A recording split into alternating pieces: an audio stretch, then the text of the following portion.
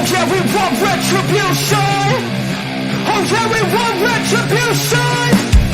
Oh yeah, we want retribution. Yeah, we ran out of patience. Boil up with the cold hard hatred.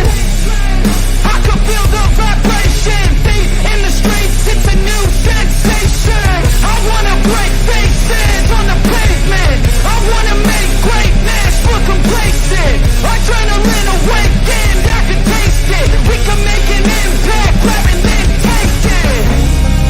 Like a disease, bring them to their knees. Thanks for their disease. Just like the wind.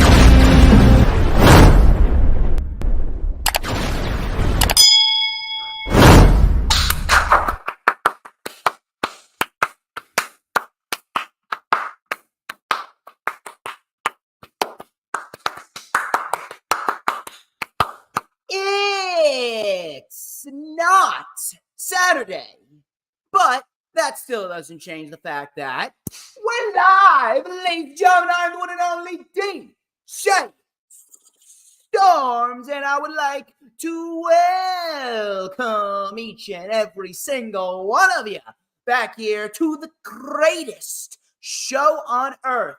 We are streaming live on 4 different platforms across 1, 2, 3, 4, 5, 6, 7, 8 different accounts. Rocking, rolling, getting down and dirty to the nitty and the gritty. And we got plenty of good material to talk about tonight. As of course, you already know who I am, Mr.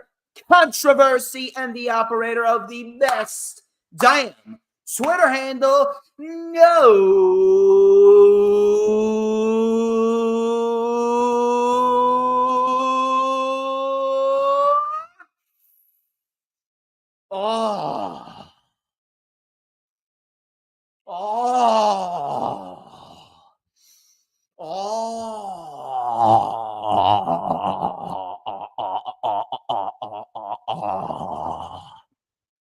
Do you smell that? Do you know what that is? Do you know? Because I do. That right there is the smell of pure excellence. Wait for it. Wait for it.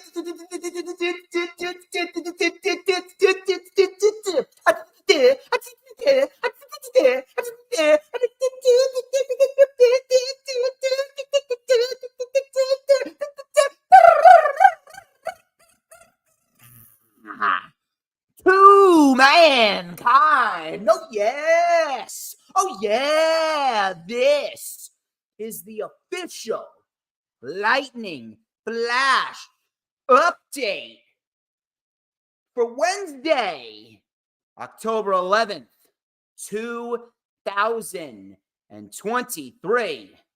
We got the shooter in here. We got Daniel Berry Sports Highlights. We got Dylan. We got a nice little crowd. I'm assuming that we'll see more people as the stream goes on. Thank you very much for tuning into this very special edition Wednesday stream. Let me fix my camera over here. There you go. That's a little better. I just need to fix my camera. So, why am I live on a Wednesday, you ask? Why? Well, it's because Dynamite had their show moved to Tuesday, yesterday, because of the MLB playoffs. And Jay Leto, my man Jay Leto, he is out to dinner with his wife right now. He has to go to GTS Wrestling tomorrow for the continuation of his feud with Grimm. Grimm, what are you doing? What are you doing? Jay is mine on Thursdays. I'm going to have a little talk with you. We may be getting together for a steak dinner at the end of the month. I may just have to have a conversation with you, Grimm. Never in my life did I thought I would ever have a conversation with you. So we had to move World of Wrestling to Saturday. As of right now, World of Wrestling is on for this Saturday at 1 p.m. Eastern Time. Me and Jay Leto will be going live. We'll be talking about Wrestle Dream, Fast Lane, Tiffany Stratton, and her buried status, the buried status of Tiffany Stratton following her losses to Becky Lynch. Adam Cole's injury, is it a work or is it legit? And Triple H is now in control of Raw and SmackDown. And what is the reason why? We're going to talk about that and so much more on World of Wrestling Episode 2 on Saturday, which is why we got ourselves a little mini flash update right here live on YouTube, on Twitch, X, and Facebook. Plenty of good material coming to you guys on this little mini episode of the Lightning Flash Update. It's not going to go as long as my previous episodes. It'll probably be shaved off by an hour, but we're still going to have a good time because let's be real. Everybody's gonna have a good time when DJ Storms is live on YouTube. Let's be real here. That's just what I do. But thank you guys so much for tuning on into the stream. I greatly appreciate every single one of you. Let me take a sip of my ice water.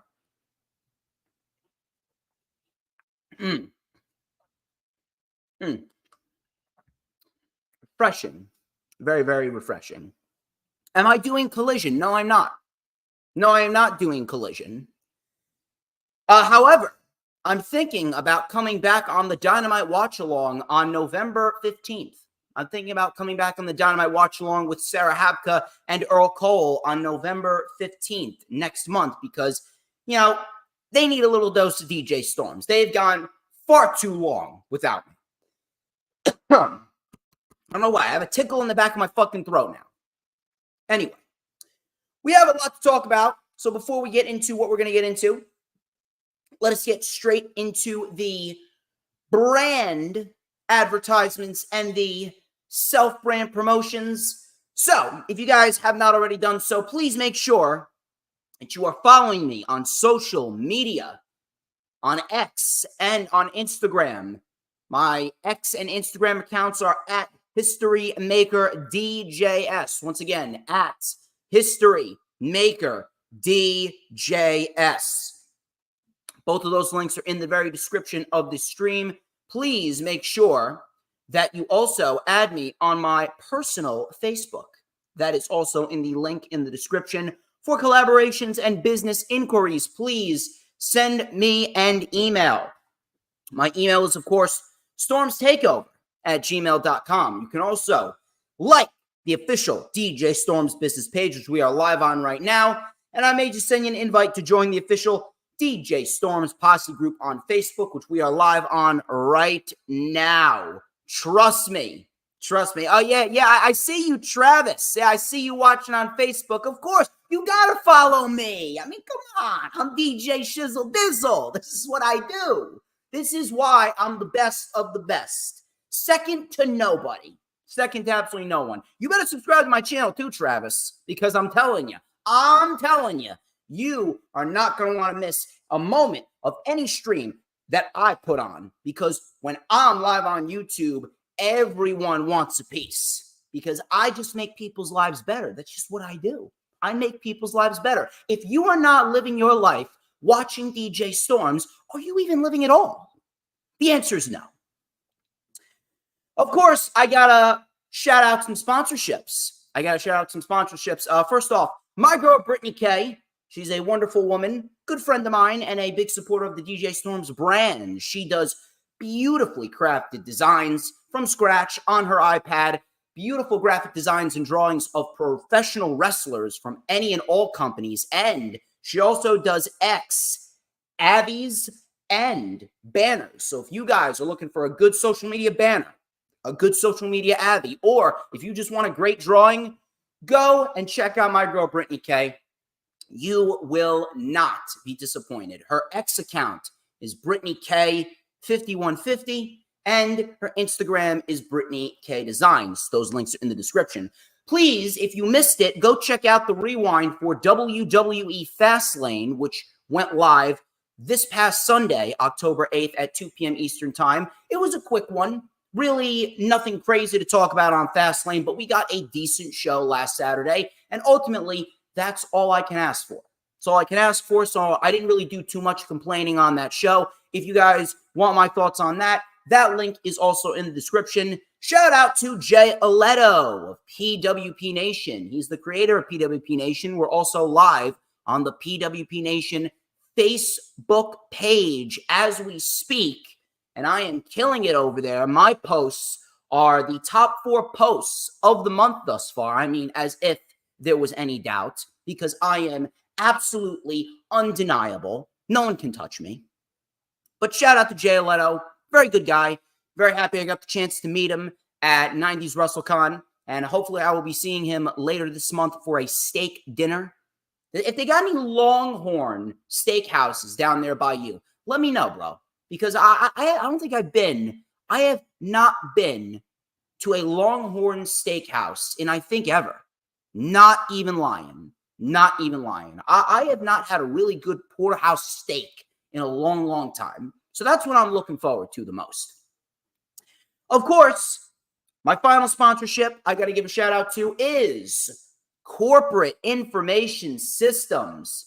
With more than 4 decades of experience, Corporate Information Systems is recognized by Forbes as one of America's best recruiting firms, and I quote, "They specialize in providing recruiting solutions to companies in a variety of industries, such as high-tech, food and beverage, construction, and medical devices." Now, finding the right candidates can be a time-consuming and rather challenging process, which is why CIS offers a wide range of services designed to make your recruitment process easier and more efficient. They provide a seamless and stress-free experience for both clients and candidates. So if you guys are looking for a trusted recruiting partner to help you fill your hiring needs or help advance your career, contact my friends at Corporate Information System. You can go check out their website, www.cisrecruiters.com. Once again, www.cisrecruiters.com. Corporate Information System, placing talent where it can thrive. We are over 12 minutes into the stream. People, if you haven't liked the stream already, I don't know what you guys are doing.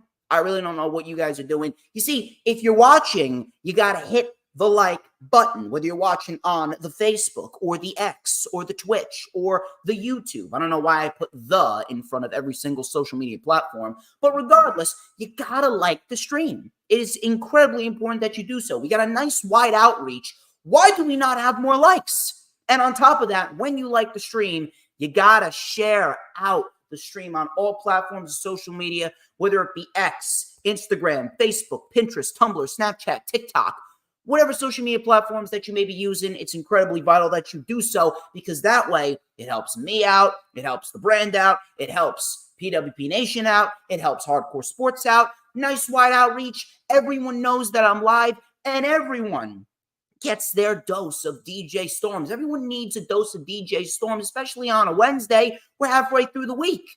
I mean, screw coffee. You need the adrenaline boost of DJ Shizzle Dizzle, my nizzle, in order to help you get through your week. I just make people's lives better.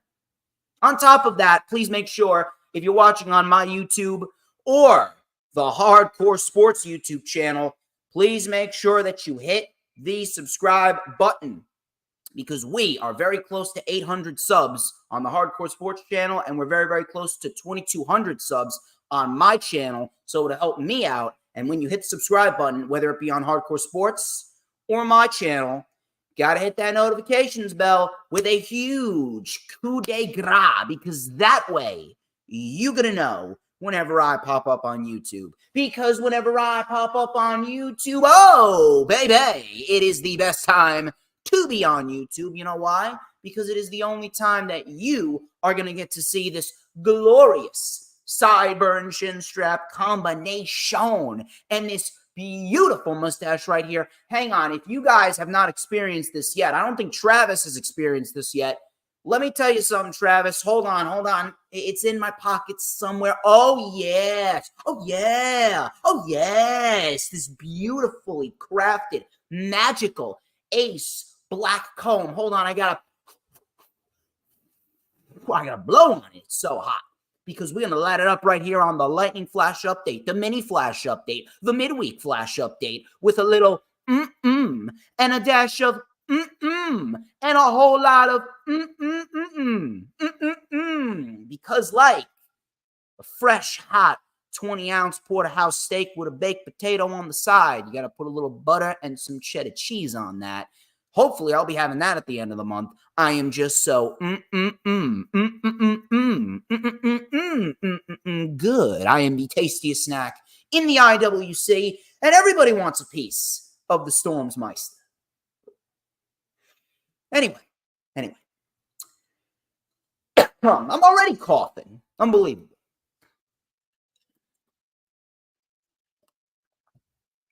Enough of the chit-chat. Let's get straight into the festivities here. News, rumors, and reports. And we're only going to be going over 2 shows. We're going to go over Raw and Dynamite Title Tuesday. And we got 2 very good shows this week. It's a good time to be a pro wrestling fan because, for the most part, the main wrestling shows, Raw, Dynamite, SmackDown, Collision, Rampage, we've got some really good content across all shows. Really good wrestling. Got some solid stories. A lot of good material going on throughout all these shows. I can't remember the last time where we had a week full of really solid wrestling programming. SmackDown is probably the worst out of the bunch that I just named. NXT is the worst brand in the industry. Let me just get that out there. NXT sucks. Well, let's not misconstrue what I'm saying. NXT is the worst of the worst. There is no one worse than NXT right now.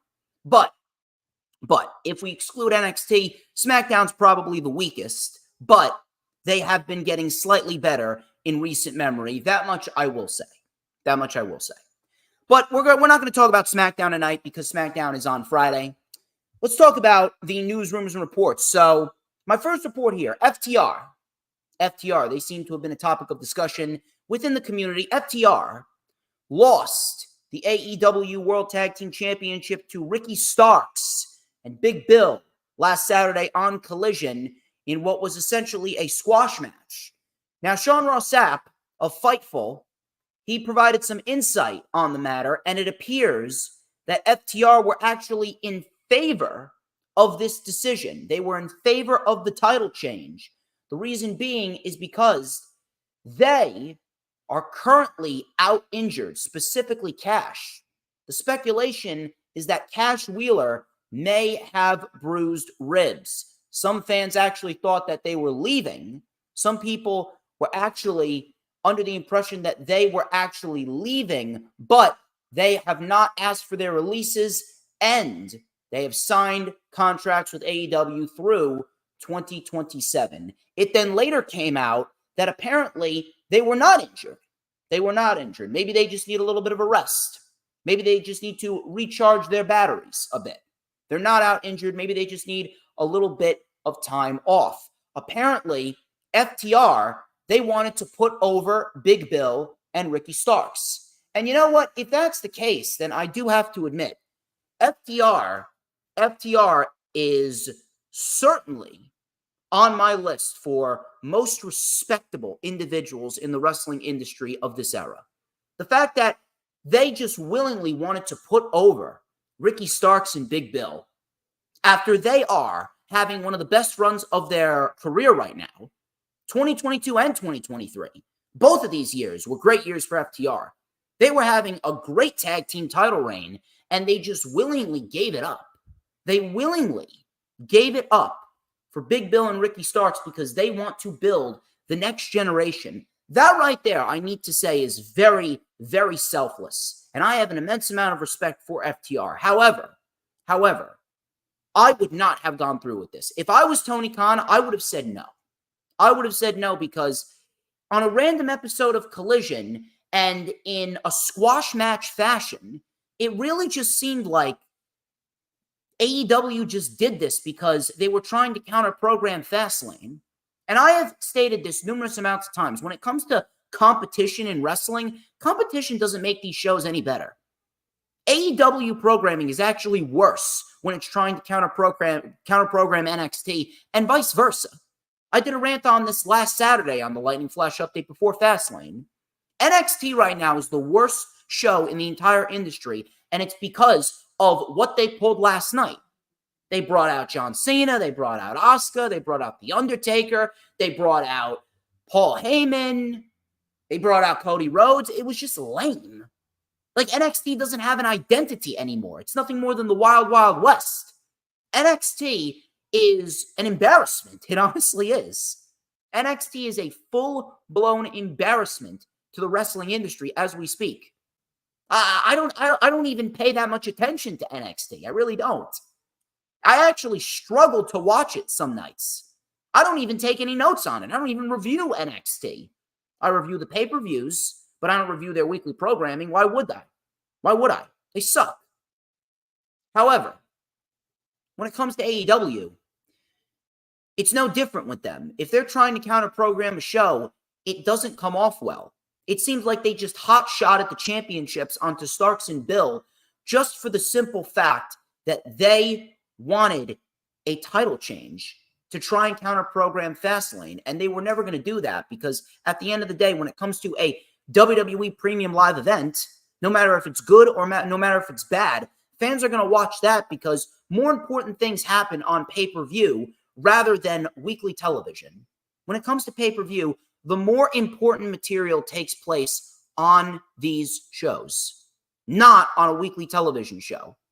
No matter how good Collision has been, and Collision has probably been the best show of the entire year, especially throughout the summer.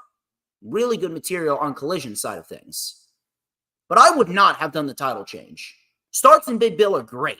Don't get me wrong, they are awesome. But I would not have taken the titles off of FTR. I would have actually kept the titles on them, and I would have built up Buddy Matthews and Brody King of the House of Black to take the titles off of them. That would have been a great team to end the reign of FTR. But that's just me. I got a report from Ringside News. And I wish this would actually have been a better report from Ringside News. Apparently, Ringside News reached out to inquire about Bobby Roode's current status with the company. And they confirmed that he is a producer now. He is no longer an active roster competitor.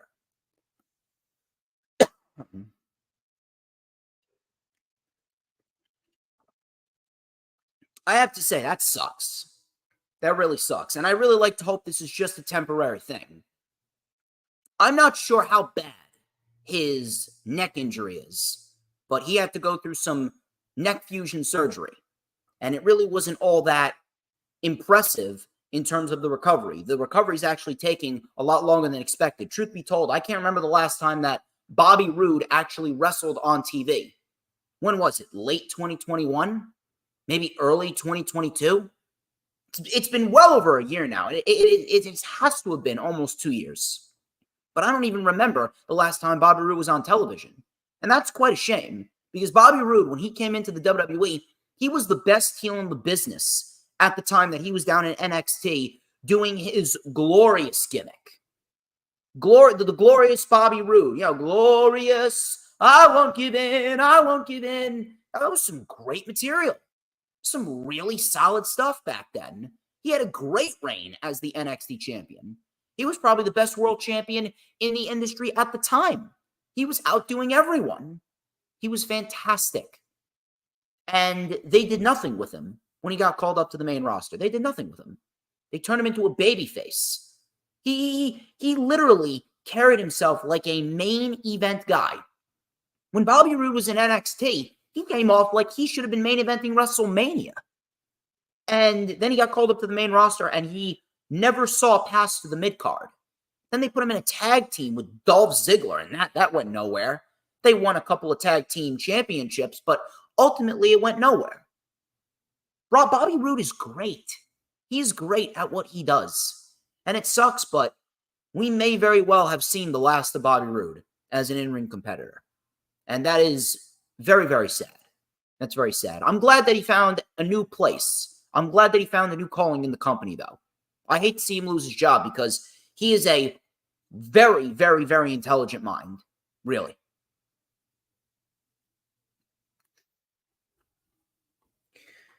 I got a report on Brock Lesnar. We have not seen Brock Lesnar in over 2 months.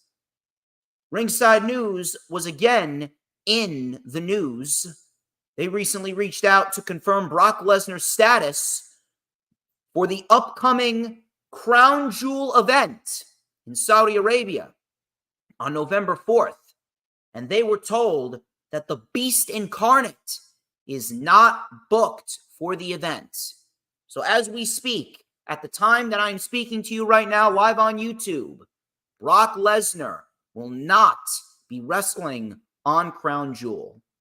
I'm going to be quite honest with you. I don't really see this report as anything. If anything, this report to me is just a report ahead of schedule.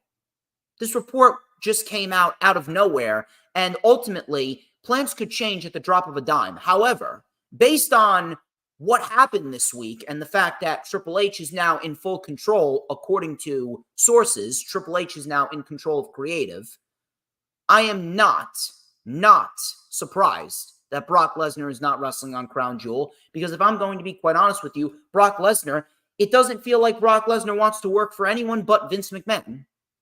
He doesn't. Brock Lesnar currently right now is not confirmed for Crown Jewel. It doesn't surprise me because I remember last time Vince McMahon retired before he came back and tried to hold the company hostage because he owned the majority of the stock. Brock Lesnar legitimately walked out last time Vince retired. He doesn't have any desire to work for anyone other than Vince, which is kind of pathetic if you ask me. But ultimately, I am not complaining that Brock Lesnar is not reportedly scheduled for Crown Jewel. It could change at the drop of a dime, but I'm happy that he's not on Crown Jewel, and I hope it stays that way because as we speak, Brock Lesnar has lost his appeal. There's no value in Brock Lesnar, none whatsoever. He's a draw that doesn't draw. He wrestles the same exact match every single time he returns to TV in a wrestling capacity. Outside of his match with Roman last year at SummerSlam and Cody this year, this current run with Brock Lesnar has been terrible. So I'm happy he's not wrestling at Crown Jewel. And I see that Hooligrim is currently in the chat. And Hooligrim, he's actually going to be joining me next month. He's going to be joining me next month on November 21st for the rundown for WWE Survivor Series, where we could see the return of CM Punk, or maybe we won't. Maybe we won't. According to sources, they say otherwise. But we're going to get to that in a little bit. I figured I'd go live now because me and Jay, we're going to go back and forth with a lot of banter on Saturday. World of Wrestling Episode 2.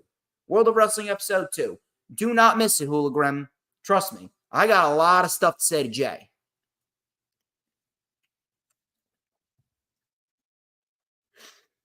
I got a report from Better Wrestling Experience. Speaking of an experience, you may have forgotten that we once had a Velveteen Dream experience. So Better Wrestling Experience reported that the Velveteen Dream, a.k.a. Patrick Clark, was actually at the WWE Performance Center on Monday. Now, that kind of came as a little bit of a shock to me, I'm not going to lie. That came as a little bit of a shock to me, I'm not going to lie. First of all, I know a lot of people have their opinions, they have their reservations on the Velveteen Dream. I have made it clear, and I talked it over with my friend Stevie, and if you guys know little Stevie, you know he's a very chill guy. He's very knowledgeable. Stevie's a very knowledgeable individual. I talked with little Stevie, and him and me, we don't believe that Velveteen Dream did the things that he said that he did. We don't believe that Velveteen Dream was legitimately ridiculed and vilified for the right reason. We actually think that he was set up, and I still believe that. I truthfully believe that Velveteen Dream, Patrick Clark, was set up. He just had a string of bad luck, and unfortunately, it caught up to him. However, I'm going to say this. The fact that he got arrested multiple times after his WWE release and reports that he was a diva backstage, he had an attitude problem, that certainly did not help his case. Never mind the cancel culture movement, but the fact that he was difficult to work with and now he got himself arrested, that certainly is not going to favor well if he does indeed want to get back to the WWE. But he's in the Performance Center. Why? I have no idea. Maybe he is coming back. Who knows? Maybe we could very well see the Velveteen Dream back on TV. I don't know if that is going to come to fruition. I'm not sure if that's going to be on Raw or SmackDown. If he does come back to WWE, I would have him starting on NXT. I don't really understand why you would bring him to the main roster right out of the gate, because he never really got a proper send-off in NXT. And with how long he's been out, you got to rejuvenate the Velveteen Dream. If he gets another opportunity, I'm going to be happy for him. I'm not going to lie. If he gets another opportunity, I'll be happy for him. Truthfully, I don't believe that he was convicted of the things that some people say that he did. I think he was set up. But if he doesn't get his attitude problem in check, and if he doesn't get that in check soon, I really don't see Velveteen Dream really making a splash if he does return to WWE. And if anything, that attitude problem could very well be his downfall, and he could very well not return to WWE at all. But he was in the Performance Center, so his better wrestling experience. I don't know. We'll have to wait and see. Steve Karrion. Steve Karrion, who's a moron. Steve Karrion is an absolute moron. Granted, I think everyone's a moron. I legitimately hate everyone. None of these individuals could hold my jockstrap. Steve Karrion can't hold my jockstrap. Brad Shepard can't hold my jockstrap. Sean Ross Sapp can't hold my jockstrap. Denise Salcedo can't hold my jockstrap, although she'd probably want to. Raj Giri can't hold my jockstrap. Vince Russo can't hold my jockstrap. Bully Ray can't hold my jockstrap. Jim Cornette can't hold my jockstrap. None of these individuals can hold my jockstrap. I'm God in this community. Bow down to me, you heathens. Anyway, Steve Karrion, the moron Steve Karrion of Ringside News. He actually gave an update on the status of one Karrion Kross. I know you guys haven't heard that name in a while. You guys have not heard that name in quite a bit. So apparently, Steve Karrion tweeted out on Monday, and I quote, Karrion Kross was brought back by Triple H, but WWE hasn't done a lot with him yet. We are told that Karrion Kross is actually in line for a push at the moment. Interesting. And that I can actually get behind. Karrion Kross, if you ask me, he was probably one of the biggest victims of Vince McMahon that I think I have ever seen in my life. I kid you not. I have felt so bad. And I mean, I have felt incredibly bad. I've legitimately almost shed tears for Karrion Kross because I feel so bad for him. Karrion Kross was brought in over a year ago. He was brought back to WWE. He was placed in a feud with McIntyre, and he delivered a damn good strap match and a great steel cage match. Really, really, really good stuff right there. He was supposed to get a feud with Roman. That never happened.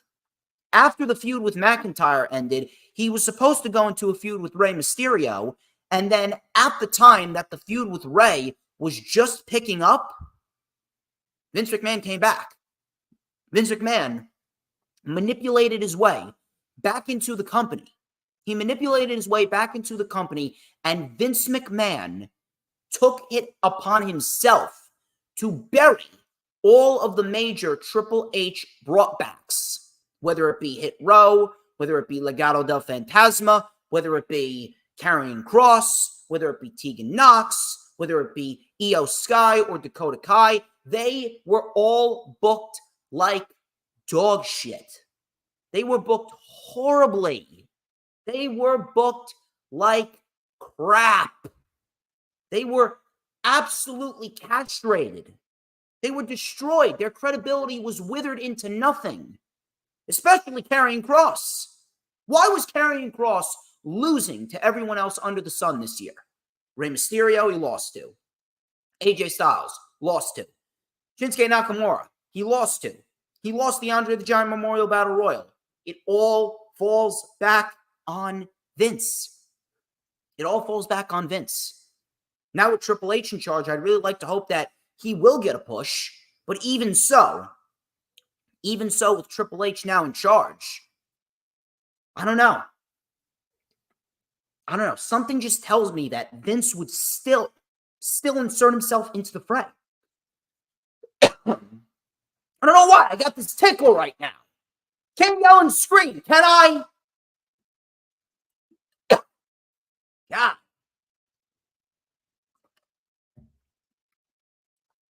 I feel like Vince McMahon, even if Triple H was knighted by Endeavor, which he was, and we're going to talk about that a little bit more later, I'm very, very skeptical. I'm very, very skeptical because WWE, regardless of who's in charge, WWE, even though it was Vince McMahon that did it both times, WWE screwed up Karrion Kross and his career not once, but twice. So it's very, very hard for me to have any faith, even with Triple H in charge. And on top of that, where does Kross really fit into television as we speak? Where does Kross fit into television? I mean, is he going to win the Intercontinental title from Gunther? I don't see that happening. That title's Chad Gable's. Is he going to win the United States Championship? No. That title is going to go to Santos Escobar when Santos Escobar turns heel on Rey Mysterio. What about Roman? Is he beating Roman? No. He'll probably be fed to Roman. Is he beating Rollins? No. That is reserved for Gunther once Gunther loses the Intercontinental Championship. Where's he going? Is he going to go back to NXT? Is he going to go back to NXT? You're really going to put Karrion Kross back down there in NXT? Where does he fit in? It's hard for me. It's very, very hard for me to get behind a Karrion Kross push based on the reputation of this company. Karrion Kross was brought back to WWE a year ago, over a year ago. He had a damn good feud with Drew McIntyre. He was supposed to have a feud with Rey Mysterio. His feud with Rey Mysterio ended up getting the short end of the stick, and he was made to look like a bum against a guy like Rey Mysterio. He was made to look like a complete bum. He was losing to everyone under the sun. Mysterio, Styles, Nakamura, lost the Andre the Giant Memorial Battle Royal. Now, with Triple H in charge, I want to be hopeful, and I want to really feel confident and say that Karrion Kross is going to get a major push, but where does he fit into television as we speak? He's not beating Gunther. Chad Gable's going to do that. He's not beating Rey Mysterio.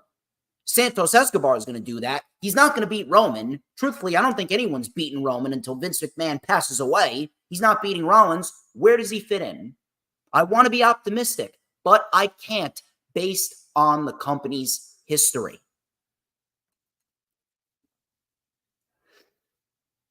I'll let you know what happens. I guess we will see what they do on television with Karrion Kross. That's going to be the deciding factor. Bodyslam.net. Interesting report right here. Bodyslam.net reported that Lady Frost has signed a deal with AEW. The site stated, and I quote, Lady Frost actually quietly signed with AEW months ago. While her signing with the company has not been confirmed publicly by either Frost or AEW, her signing had been kept quiet, end quote. I actually really like this signing. Now, if you guys have been watching Ring of Honor, I know that it's a lot of wrestling throughout the week, and you pick and choose what you watch, and I know that Ring of Honor has kind of felt like AEW Dark. I tend to watch Ring of Honor. I keep myself updated on it. We do get some really good matches on Ring of Honor. Don't get me wrong. We had a great women's match last week on Ring of Honor. It was Layla Hirsch and Athena for the Ring of Honor Women's Championship. Probably Layla Hirsch's best match in AEW/Ring of Honor to date. It went 13, 14 minutes. If you guys have the opportunity, go out of your way to watch it. You won't be disappointed. It was a very good women's match. We do get some solid stuff like the Mogul Embassy's in there, and we get some solid stuff like Eddie Kingston's on there and Shibata's on there. But ultimately, it does feel a lot like AEW Dark. Their pay-per-views are very good.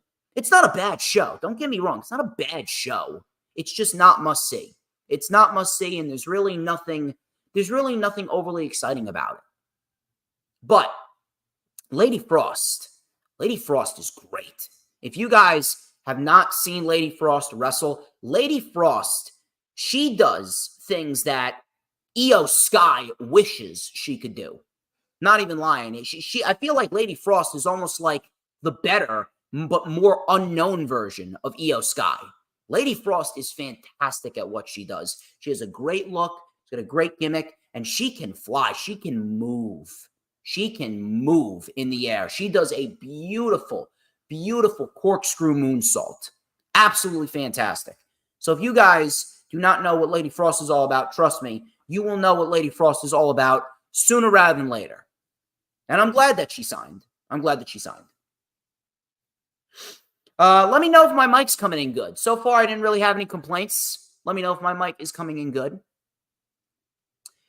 Moving on here, I got a report from Fightful, and Fightful stated that Jey Uso, main event Jey Uso, it's just me, Uso. Day one, it's just me, Uso. Jey Uso, his merchandise is actually selling really well, which kind of came off as a little bit of a shock to me. Actually, I shouldn't say that. It's actually not a shock to me because Jey Uso right now is probably one of the best things about WWE programming. He's actually better than whatever they got going on with the Bloodline on SmackDown with Jimmy Uso and Solo Sikoa. Whatever Jey Uso's doing, it's actually really, really, really good material. So I'm happy for Jey Uso.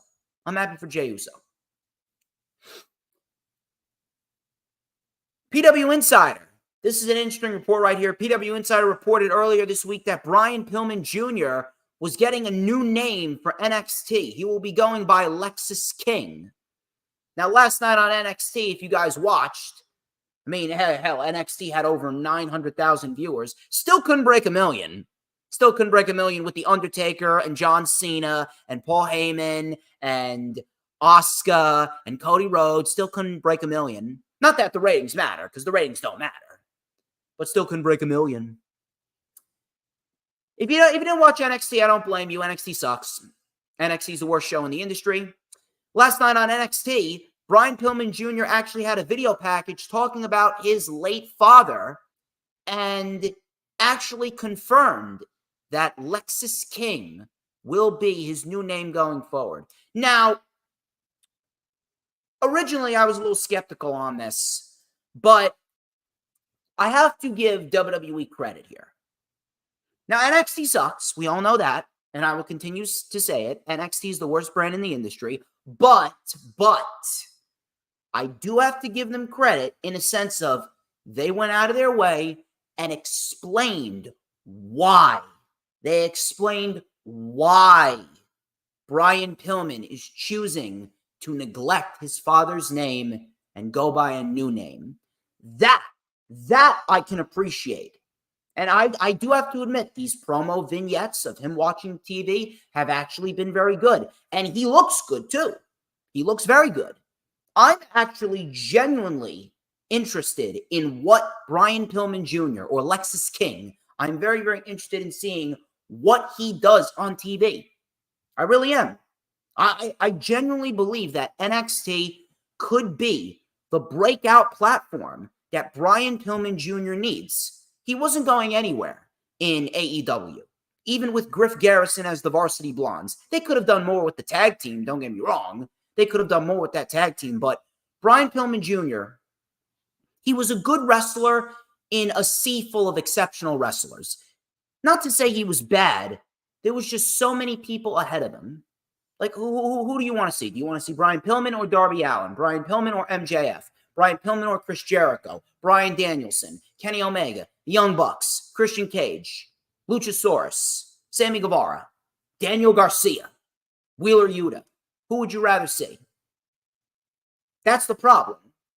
That's the problem with Brian Pillman. So I will say this. I do believe that this is going to do good for Brian Pillman. I appreciate the fact that they gave him a reason why he is rejecting his father's name. And I do appreciate the fact that they gave him a motive as to why he wants to go by Lexis King. He doesn't want to be anyone's junior. He wants to break out on his own. That I appreciate. So we'll see what happens. Now, reportedly, there's no solid plans for him. There's no solid plans for him according to reports. But, I mean, after a vignette like that, we'll see what happens going forward. And I'd like to believe that Lexis King, Brian Pillman Jr., whatever you want to call him, I'd like to believe that he does have big things in store for him. Maybe he's the guy to beat Dominic Mysterio for the NXT North American title. Maybe he beats Ilya Dragunov. for the NXT World title. See what happens. CM Punk. CM Punk. Been in the news quite a bit the last few weeks. First, he was going to WWE. He was in talks with WWE. Now, apparently, Dave Meltzer is reporting that CM Punk reached out to WWE, but they declined to sign him. Fightful followed up on this by stating that there are currently no talks between CM Punk and WWE. Now, this is expected. You're going to hear multiple different things in the community.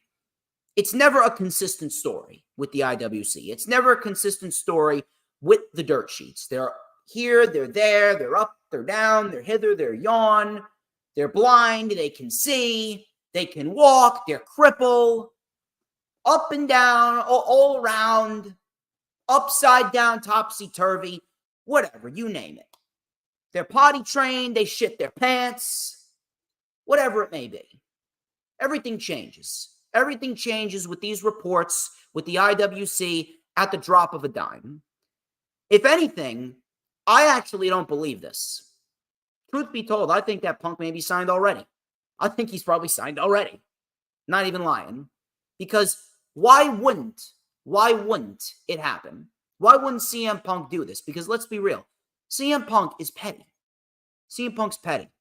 So he would willingly go back on his morals and go back on everything he said with WWE. He's going to look like a hypocrite just to get back at AEW. Just to get back at AEW. Because that's what CM Punk's all about. He's a petty SOB. That's who he is. And to be quite honest with you, CM Punk coming on into WWE will give WWE even more traction than they have right now. The last month of TV has actually been pretty solid, that much I will say. However, WWE television still isn't where it needs to be. It's not where it needs to be at all. Now, apparently, according to the reports, this was a Vince McMahon, Triple H, and Nick Khan decision because they don't want to jeopardize the good locker room that they got going on. Or maybe this is a red herring. I don't think that Punk is going to show up at Survivor Series if these are the reports. If anything, I actually agree with that one report that I talked about last Saturday on the Lightning Flash update.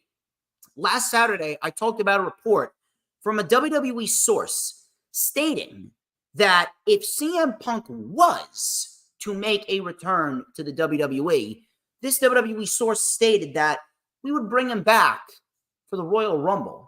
And if anything, the Royal Rumble kind of seems like the best possible scenario.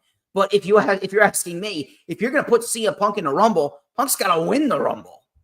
You're not going to put CM Punk in the Rumble and not have him win. And that right there is not fair. That right there is not fair whatsoever. If anything, it's disrespectful to Gunther. Gunther, he's earned himself a Royal Rumble victory. He's earned himself a Royal Rumble victory, and there should be absolutely no doubt in anyone's mind that Gunther is your Royal Rumble 2024 winner. It would be foolish. It would be idiotic. It would be moronic to choose anyone else but Gunther.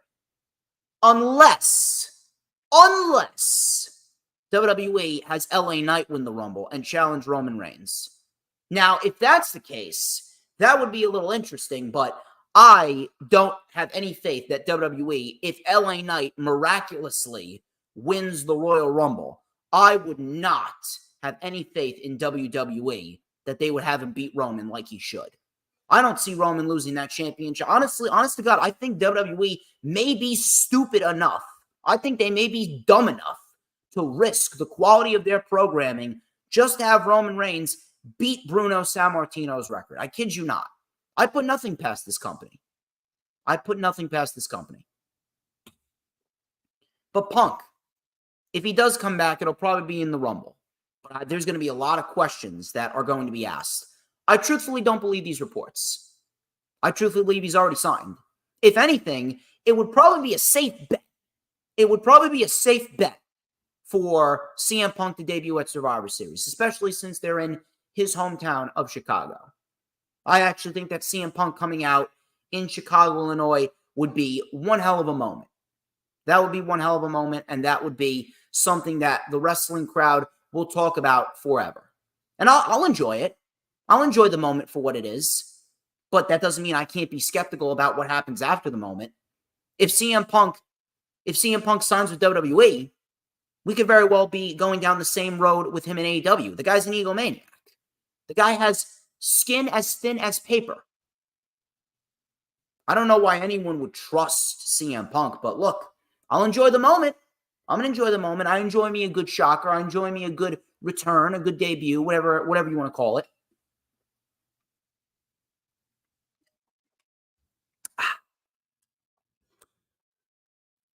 Kevin Davis, I'm doing all right.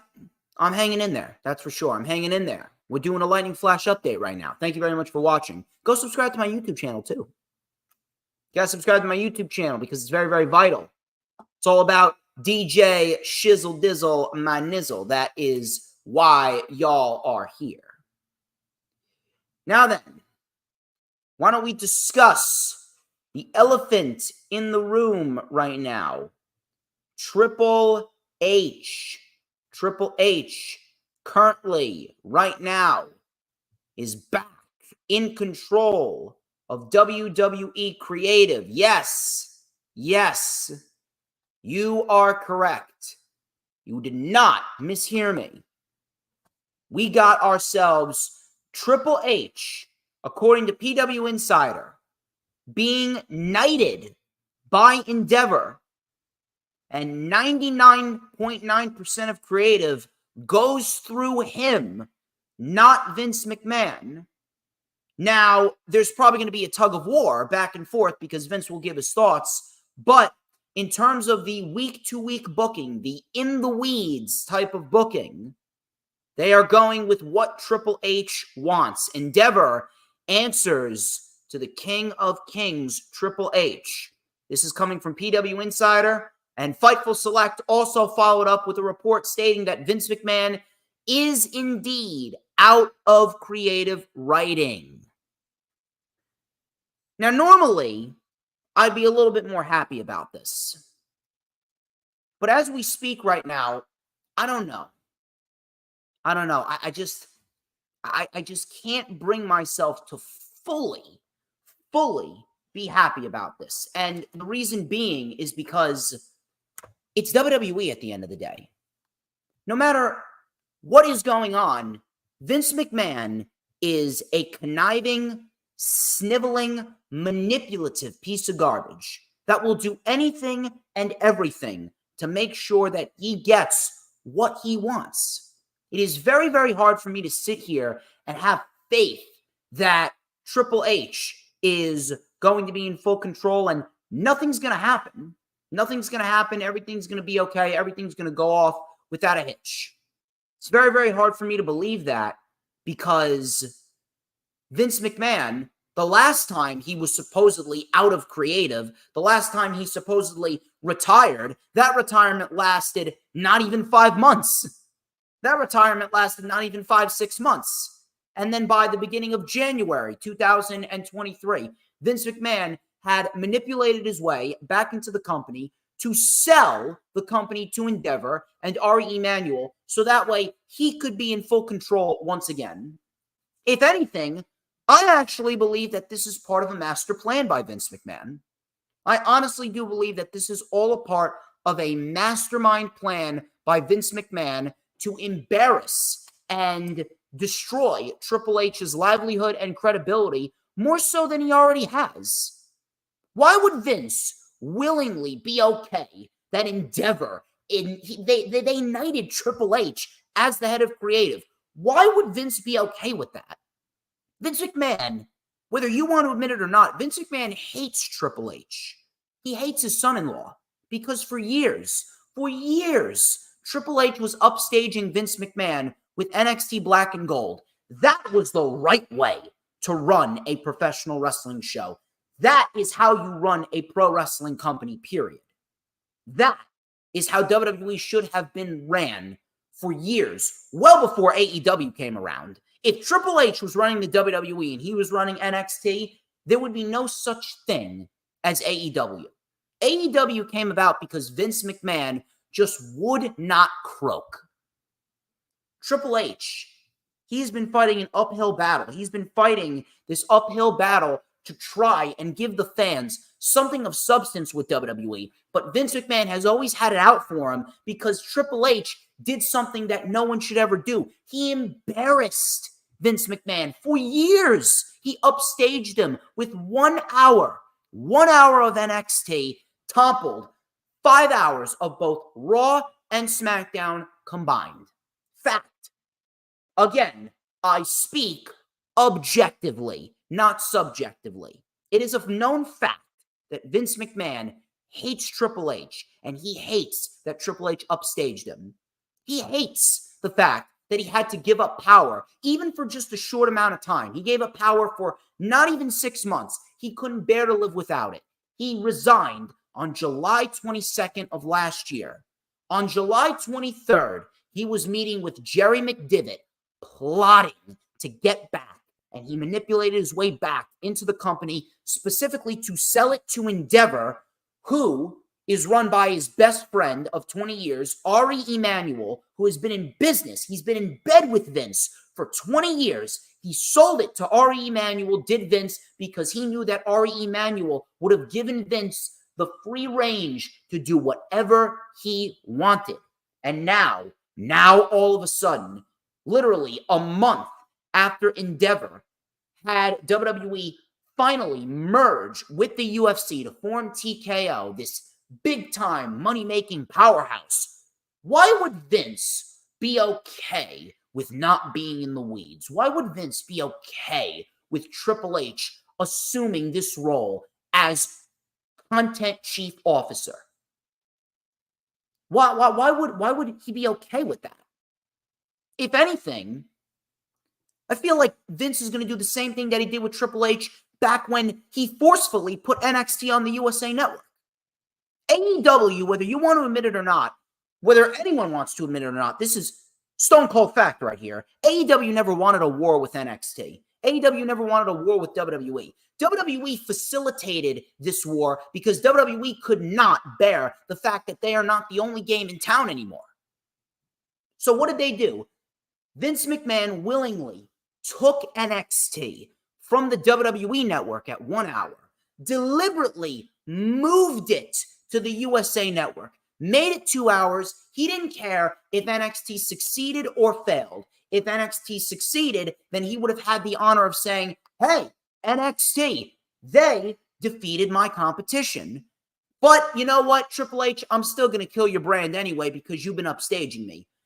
And in this case, they failed to beat AEW. AEW owns NXT. Whether you want to admit it or not, AEW has owned NXT.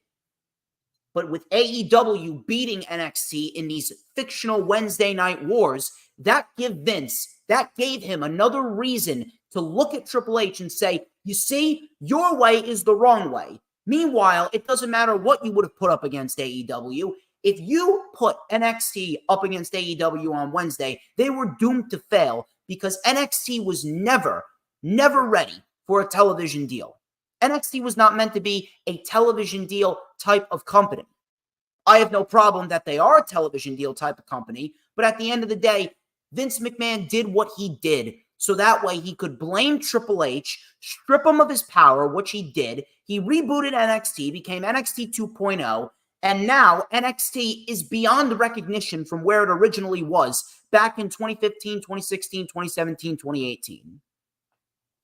Vince McMahon put Triple H in that position to fail. He watched him like a hawk. And after 6 months of Triple H doing what he's doing, after 6 months of Triple H doing what he did on the USA Network, completely untouched from October to March, it was all Triple H. All Triple H. And then what happened? April 2020, Charlotte Flair wins the NXT Women's Championship. And from that moment on, Vince McMahon just started injecting his flavor into NXT, and he ruined what was the best thing about his company. Now, Triple H has been knighted by Endeavor. Do you think that Vince McMahon would just willingly accept that? Of course he won't. Vince McMahon, if anything, I would not be surprised if Vince McMahon made this decision. I am not even lying. Triple H was supposedly knighted by Endeavor. I don't believe for 1 second that Vince McMahon is okay with this. If anything, I truthfully believe in my heart of hearts that Vince McMahon willingly told Endeavor to do this because Vince McMahon is going to watch Triple H like a hawk. He is looking for any excuse in the book that he could possibly find, looking for any excuse, waiting for Triple H to screw up, whether it be in the ratings, whether it be in merch sales, whether it be in ticket sales. He is waiting for any possible moment for Triple H to screw up so that way he can go back to Endeavor and say, see, he doesn't know what he's doing. I'm taking over creative duties from here on out. It's the same thing that he did with the Wednesday Night Wars, where he forced NXT on the USA Network, made it compete with AEW, and then killed NXT because Triple H couldn't defeat the competition. It is pathetic. Do not trust Vince McMahon at all.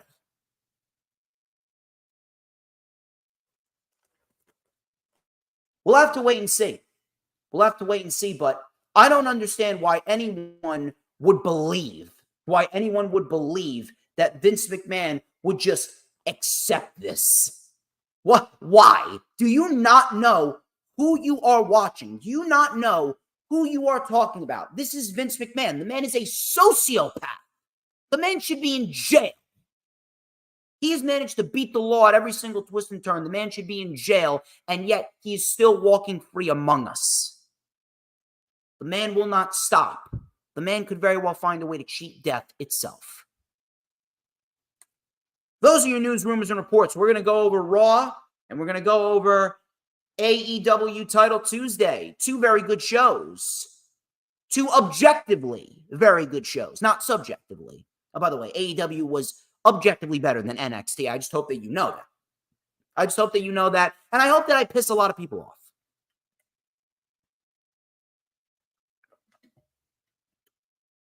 Raw. This was probably the best episode of Raw since probably the beginning of the year. I remember we had some really good Raws at the beginning of the year, and we had some really solid wrestling on this show overall. We are on the road to Crown Jewel. We built very, very nicely to Crown Jewel. I can't really complain. Too much. So Seth Rollins kicked off the show.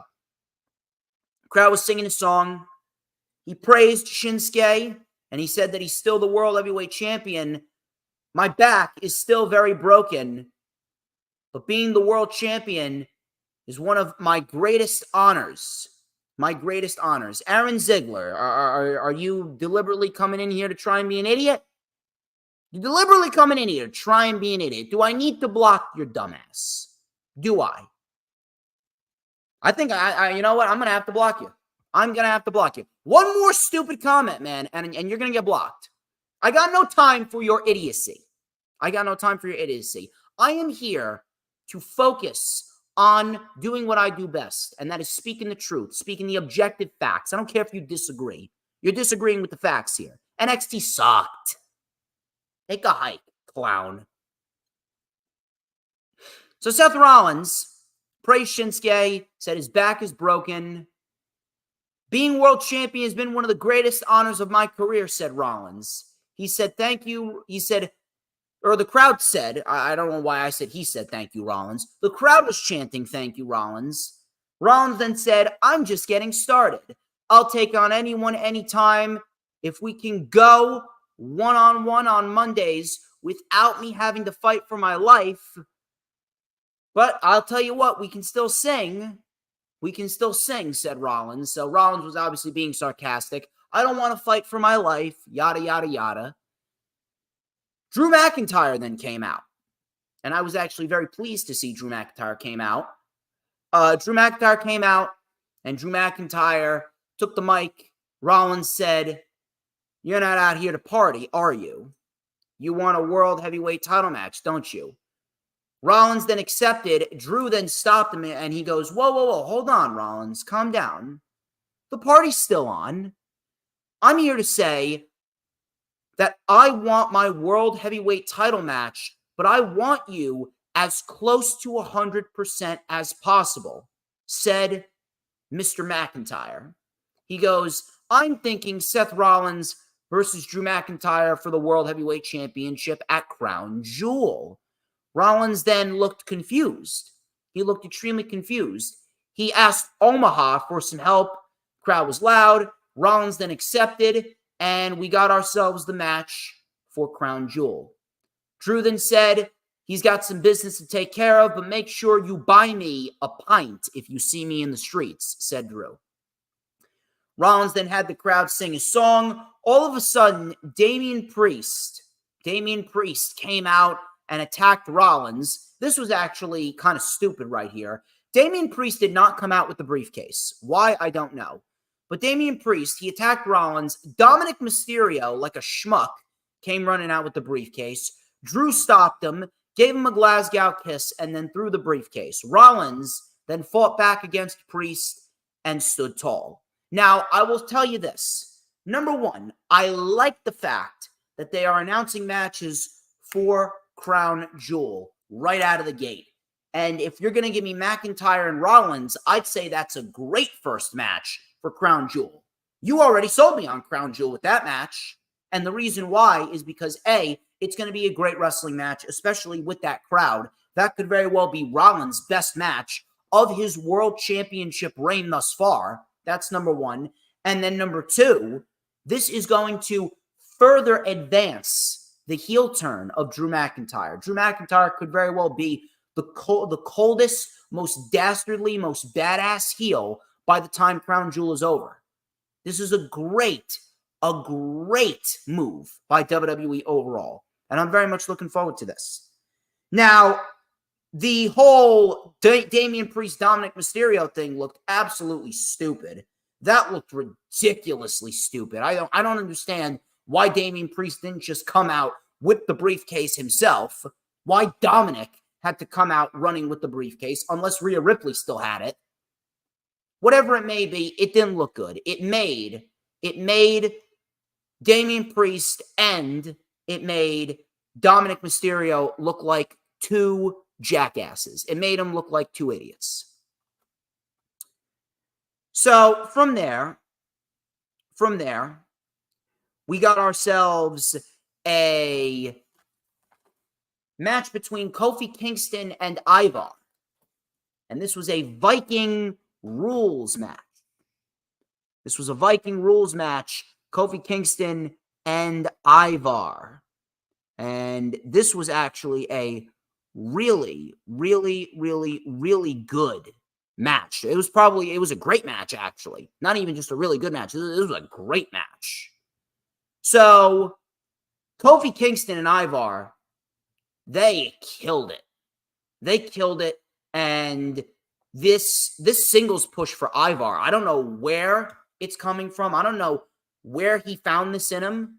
But man, Ivar is really putting on some solid matches as of lately. Ivar's killing it. Who knew Ivar had this in him? Really impressed with what he's been doing. So Kofi Kingston, with a crossbody onto Ivar right out of the gate. He dove over the top onto Ivar. Kofi was then sent right into the Viking shields. The brawl spilled out to the floor. Coming back from commercial, Ivar was driven into a shield, and the shield completely cracked. Kofi with an SOS, Ivar kicked out.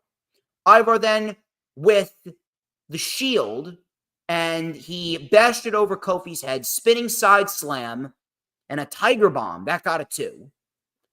So all of a sudden, we had a spin kick. Ivar and Kofi were then up top. Kofi then pulled Ivar by the beard, and he pulled him off the top rope through a table on the floor. So Kofi was going to go for the win, but Valhalla came out of nowhere, jumped off the table onto Kofi, and then Xavier Woods came out to try and even the odds. Valhalla then sent herself into the barricade. We had a crossbody by Ivar into Woods, into the barricade, so Woods got squished. Kofi then went for Trouble in Paradise. Ivar caught him and then drove him through another table in the ring with a power slam. Ivar then went up to the top, delivered a moonsault, and Ivar gets the win in what was a very good Viking rules match. Really solid stuff, and I'm very happy that Ivar got the win. And one thing I really do hope is that this is a renewed push for the Viking Raiders after we get done with this New Day feud and after Eric comes back. Because the Viking Raiders, they are way too good to just be doing nothing. Ricochet and Shinsuke Nakamura, they had a little brawl in the back. Ricochet had a score to settle with Shinsuke Nakamura. And if you're asking me, Ricochet, after he gets done with Shinsuke, Ricochet should be the next challenger for Seth Rollins. Because I don't see Drew McIntyre beating Seth Rollins, nor should he. Rollins is on a great run right now as the World Heavyweight Champion. So if you're asking me, Ricochet would be the perfect candidate to beat Seth Rollins. Or not beat Seth Rollins, beat Nakamura, and then go up against Seth Rollins probably sometime in December. Because if WWE doesn't have a pay-per-view in December, they could work with what they got and they could do what they do to go into the Rumble. But at the Rumble, you're going to need a bigger challenger for Rollins. We may get someone like a Kevin Owens or a Sami Zayn. But if you want to do Ricochet and Rollins just on a Monday Night Raw in December to make that show feel a little bit more important, I got no issue with that whatsoever. Maybe Ricochet fights Seth Rollins at Survivor Series. Who knows? I wouldn't mind that either. But Ricochet should absolutely be a challenger for Rollins. He is so good. Raquel Rodriguez. She unfortunately had the honor of taking on Nia Jax. Nia Jax and Raquel Rodriguez. Now, this wasn't as bad as I expected it to be, but, I mean, if you were to ask me if this had anything of substance, it had no substance whatsoever. It wasn't overly horrible. I mean, I guess you could say that's a positive when talking about a Nia Jax match. But if you were to tell me, hey, should I go back and rewatch this match? I would tell you no.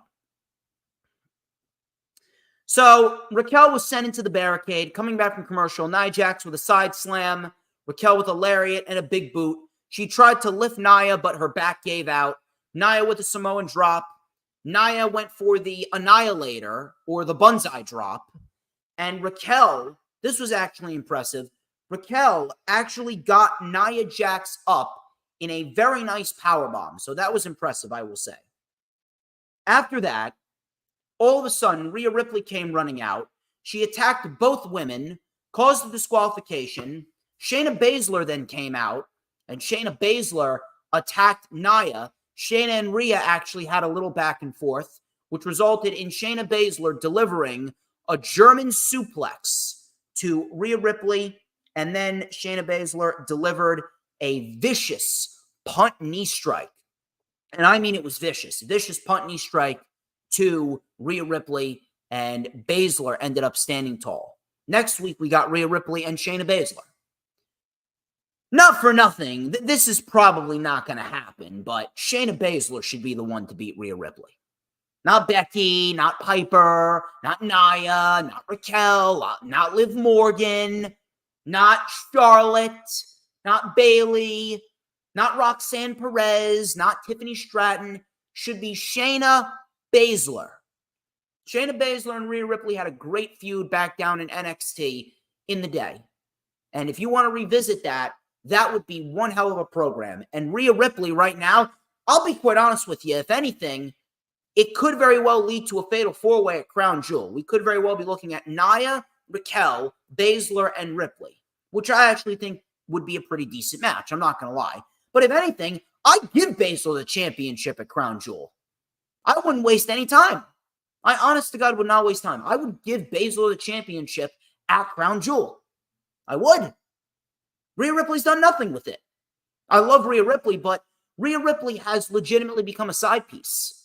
Outside of her match with Natalya at 4th of July Raw, I think it was July 3rd, actually, but it kind of counted as the 4th of July edition for Monday Night Raw. But back on July 3rd, with Monday Night Raw this year, Natalya and Rhea Ripley put on a great match. Outside of that, Rhea Ripley's title reign has been completely forgettable. There has been no substance in her title reign whatsoever. So if you're asking me, why not have Shayna Baszler win it? Rhea Ripley doesn't have to take the pin. You can have Shayna Baszler choke out Raquel. No problem. What good is the title doing on Rhea Ripley right now? At this point, Rhea Ripley is merely holding that championship just because of the simple fact that if Rhea Ripley doesn't hold the championship, then her skill is pretty much going to waste. But if anything, all she is nothing more than a side piece for the Judgment Day. She is doing more work as the leader of the Judgment Day. She's focusing more on what the Judgment Day are doing rather than what she should be doing as the Women's World Champion. Her title reign has been forgettable as forgettable can be. And it's not even her fault. It's not even her fault. Michael Cole. He came out and he interviewed Jey Uso and Cody Rhodes. He interviewed Jey Uso and Cody Rhodes. And we had Jey Uso coming out first. Just me, Uso. Day one is just me, Uso. And then we had Cody Rhodes. Cody Rhodes, everybody's favorite Cody Rhodes. I guess he's not a bum anymore because he's a tag team champion. I guess I have to switch up the song. Adrenaline in my soul. Tag team champion Cody Rhodes. Oh! Cody Rhodes. He came out. He celebrated their tag team title win. Cole asked where this responsibility lies with him accomplishing his original goal of finishing the story. Cole then asked if Cody is content with this, or is this going to deter you, or are you scared of trying again? Cody Rhodes then said that he is excited to be tag team champion. He didn't say, what do you want to talk about? He didn't say, what do you want to talk about? So Cody Rhodes is a theme song and he's a question. He's Cody, what do you want to talk about, Rhodes? He's Cody, oh, Rhodes. I got some pipes. I got to tell you that. I can fucking sing. So, Cody Rhodes, he hesitated answering the question. All of a sudden, Sami Zayn and Kevin Owens came out to Sami Zayn's old theme song. So, that was a botch, by the way. That was a botch. Sami goes, there's a story I'd like to talk about. Jimmy and Jay held those tag team titles longer than anyone, and Sami and Kevin Owens won those championships in the main event of WrestleMania. Cody, I'm not here to take shots. I'm here to congratulate you. Jay, I'm happy for you. But this is where it gets a little messy. I can't help but feel like it should have been us. Mixed emotions here. Kevin Owens says, I don't have mixed emotions. I'm not happy at all. I want those titles back. I'd love to challenge you right here tonight. But if I do, you guys won't accept because Jay can't handle the thought of losing to us twice. Cody then accepted, and it was official. Now, I ranted a lot last Sunday on the Rewind, and I ranted about Cody Rhodes and Jey Uso winning the tag team titles. I said it shouldn't have happened, which it shouldn't have. But I will give them credit on one thing and one thing only. The tension being created between Sami and Kevin Owens and Jay and Cody Rhodes, that is something that I am very interested in. That is actually something that is going to make Monday Night Raw better. But other than that, there's no reason why the Judgment Day should have lost. That was a terrible decision, a stupid decision. Very, very stupid. Ricochet, Chad Gable, and Bronson Reed. This was a number one contenders match to see who was going to face the Ring General Gunther. We did not get Ludwig Kaiser introducing Gunther. Instead, we got a video package for Ludwig Kaiser stating how he is an A-plus specimen. So we did not get, ladies and gentlemen, I demand all of your gratitude for your longest reigning Intercontinental Champion, the Ring General. We didn't hear it. I was actually incredibly disappointed. Yo, Ludwig, why don't you do an intro for me? You should do an intro for me. Ladies and gentlemen, I give to you the ruler of the IWC. He is known as the tastiest snack known to mankind. And when you smell that, that is the smell of pure excellence. That's what we need. That's what we need. So, Ricochet, Chad Gable, and Bronson Reed. Who's going to face Gunther next week on the season premiere? I know a lot of people that they do enjoy my Ludwig Kaiser impersonation right there. So, Ricochet, before the match, Ricochet was attacked by Nakamura. And next week, we actually got Nakamura and Ricochet in a Falls Count Anywhere match. That's the season premiere. So, I'm actually looking forward to that. So, Nakamura attacked Ricochet before the match. Bronson Reed then caught a knee by Ricochet. Gable then came in, and he delivered a dragon suplex on Ricochet on Reed when they were on the floor.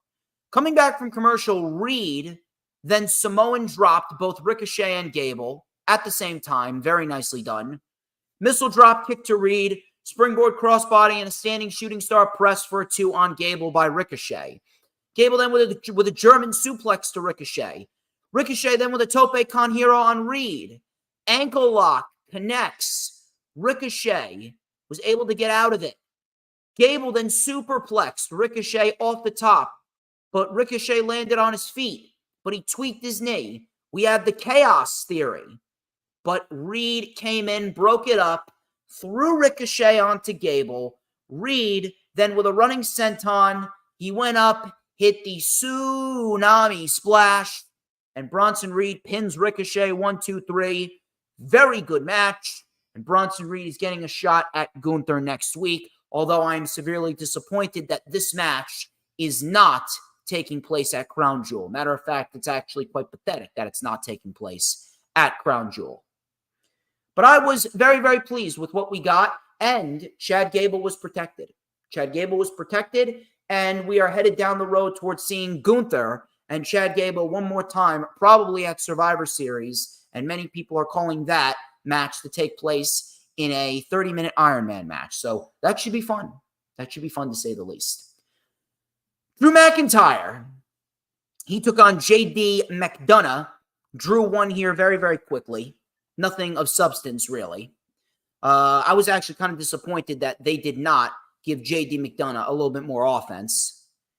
DIY were being interviewed in the back, and Imperium attacked them, so it looks like Imperium and DIY, that's going to be a program going forward, which I have no problem with whatsoever. Becky Lynch and Tegan Nox. Becky Lynch, the selfish piece of garbage Becky Lynch, who should not be the NXT Women's Champion, Becky Lynch. Becky Lynch defended the NXT Women's Championship against Tegan Nox. I will say this, Tegan Nox did very well. Not her best performance. Not her best performance, but Tegan Nox actually did very, very well. That much I will say. So Tegan Nox tried to keep the pressure on Becky. Tegan Nox with a dive off the apron to Becky. Coming back from commercial, Becky with a flying forearm. Nox then with a flying crossbody for a 2. Disarmor, but Nox was able to get out of it.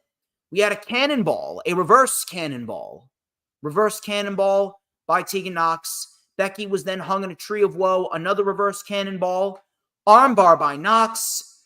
Becky then with a missile dropkick for a 2. Fall away slam by Nox. Becky kicked out. We had some back and forth counters. Becky ultimately locked in the disarmor, and Tegan Nox tapped out. Again, not her best performance. She could have put a little bit more intensity behind her strikes, but I do believe that Tegan Nox will get better as time goes on. Tegan Nox did okay, and Becky, she's a great wrestler, so of course it was never going to be a bad match. I'm glad that Tegan Nox is getting an opportunity, and I do hope that that continues. But Becky, man, the sooner that Becky loses that title, the better. I cannot stand Becky Lynch. Cannot stand her. She's no better than Charlotte. Selfish, manipulative piece of garbage. Next week, it's going to be the tag team titles on the line. It's going to be the Judgment Day versus either Cody Rhodes and Jey Uso or Sami Zayn and Kevin Owens. And we had our main event. Malachi Best. I speak objectively, not subjectively. These aren't takes. These are facts. If you don't like it, get on out of here. You don't like it, too damn bad, because everything that I'm saying is a fact. And you're going to have to learn how to live with that, because I'm not going anywhere. I'm staying right here forever and ever and ever and ever. I own you. Remember that. I run the IWC, so I own you. Cody Rhodes. Cody Rhodes. We got to hear, oh, twice. And then we got just me, Oos. They want ish. We got to hear that twice. They took on Kevin Owens and Sami Zayn. We had ourselves an undisputed tag team championship match. And this was a great main event. That much I will say. Exactly what you expect. Some really good stuff right here. Owens and Jay, they brawled on the announce table. And then we had a swanton bomb by Kevin Owens. Jay was able to kick out. Jay was the one that was isolated here. We had a super kick by Jay, super kick by Owens, lariat by Owens. Both men were down. Tag to Cody, tag to Sami. Cody Rhodes with a nice power slam on Sami. We had a Blue Thunder bomb for a 2 count by Zayn. Exploder suplex into the buckle. Kross Rhodes, but Owens was able to save the match. Back body drop by Zayn. Tag to Owens, tag to Jay. We had some back and forth, blow for blow. We had a super kick. Owens kicked out. Stunner by Owens. Cody saved it. Sami Zayn with a tope con hero on Cody and Jay. Owens then with a swanton, but Jay got the knees up. Super kick to Owens. Super kick to Zayn. Kross Rhodes to Zayn. Double super kick by Jay and Cody for Kevin Owens right on the money. And then we got a 1D Cody Cutter combination. And Jey Uso wins it for his team in what was a great match. Very good show. Very good episode of Monday Night Raw. And I'm very, very happy to see that Monday Night Raw is continuing its momentum. Monday Night Raw is becoming very, very easy to watch.